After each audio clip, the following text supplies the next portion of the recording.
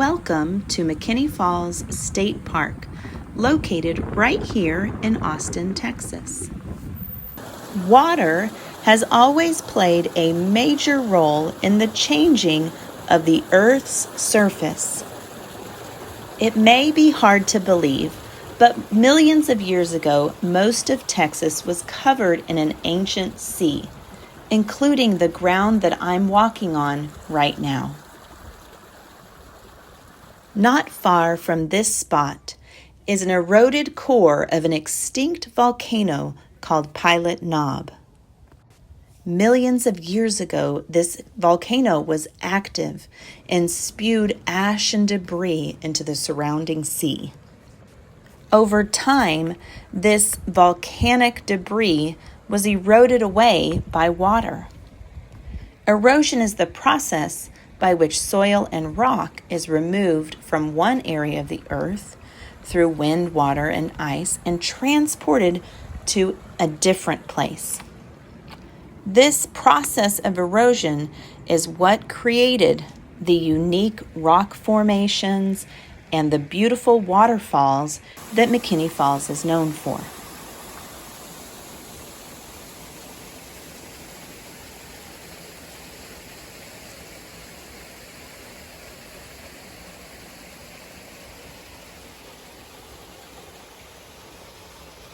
While the upper and lower falls of McKinney Falls State Park are the most popular attractions here, there are lots of other things to do while you're in the park. Let's take a hike together on one of their trails and explore the banks of Onion Creek.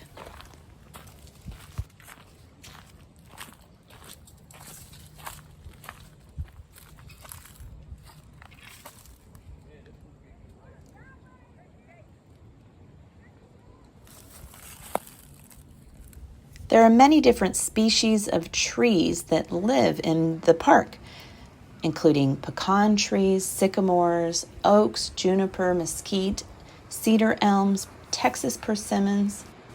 But one of the most well-known trees here in the park is the bald cypress.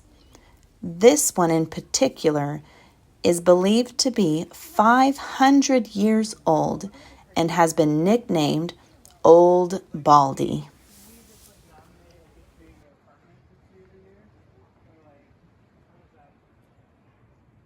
Humans began living in this area around 8,750 years ago. Artifacts found in the park, including this prehistoric rock shelter, illustrate a long and plentiful Native American history. From the leaves in the trees to the rocks in the water, artists will find inspiration in nature for their art. Let's take a closer look at some of the different colors and textures there are to see at McKinney Falls State Park. Check out the complementary colors on display in this yaupon tree. The bright red berries contrast with the lime green leaves. Some colors are right out in the open, like the blue-green pads of this Texas prickly pear. But there are some colors that are hidden away that you might not even know that are there. Check out this interesting creature that lives on the Texas prickly pear. It may just look like a piece of white fluff, but what this white fluff is a little bug called the cochineal bug. This little insect creates a natural dye that has been used for centuries in clothing, food, and art.